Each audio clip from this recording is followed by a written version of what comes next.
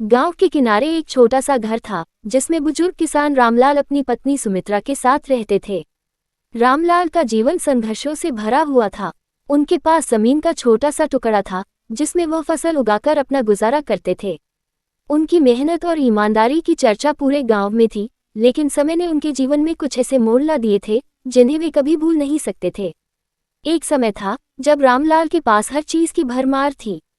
खेत खलिहान, मवेशी और नौकर चाकर, उनके घर में खुशियों का मेला लगा रहता था।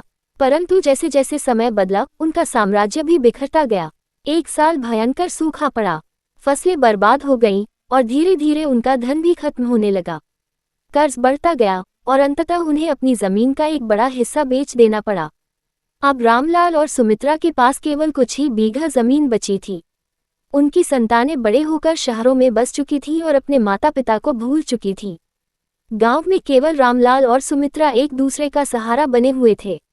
एक दिन रामलाल अपने खेत में काम कर रहे थे। धूप तेज थी और शरीर पसीने से तर था। उन्होंने हल चलाना बंद किया और पास के पेड़ के नीचे जाकर बैठ गए। सुमित्रा ने घर से रोटी और छाछ भेजी थी। खाने के दौरान उनके मन में पुरानी यादें ताज़ा हो गईं। रामलाल ने गहरी सांस ली और सोचने लगे, समय कितना बदल गया है।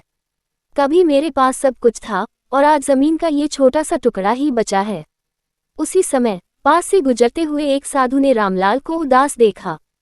साधु ने पास आकर पूछा, क्यों भाई, इतने उदास क्यों हो? रामलाल ने साधु को अपनी कहानी सुनाई। साधु मुस्कुराए और बोले, समय एक ऐसा खेल है जो हमेशा बदलता रहता है। सुख हो या दुख, सब कुछ समय का ही हिस्सा है। अगर तुम इसे समझ जाओ तो जीवन में दुख तुम्हें नहीं छू पाएंगे। रामलाल ने साधु की बातों को ध्यान से सुना और सोचा कि शायद उनके जीवन में भी अच्छा समय वापस आएगा। कुछ ही दिनों बाद गांव में एक बड़ा आयोजन हुआ। आसपास के गांवों के लोग भी वहां आए थे।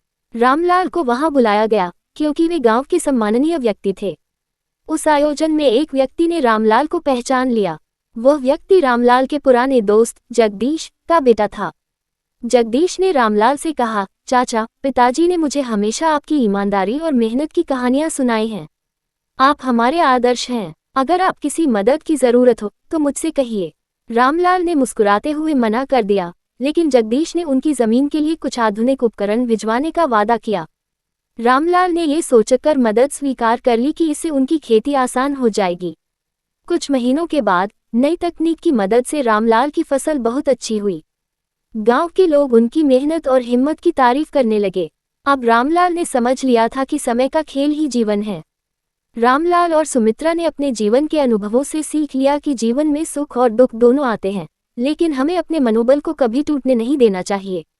समय का खेल कभी कभी कठिनाई लाता है तो कभी खुशियाँ। सबसे महत्वपूर्ण बात यह है कि हम इन बदलावों को सहर्ष स्वीकार करें और जीवन में आगे बढ़ते रहें। समय ने एक बार फिर रामलाल को दिखा दिया कि कठिन समय के बाद अच्छा समय भी आता है।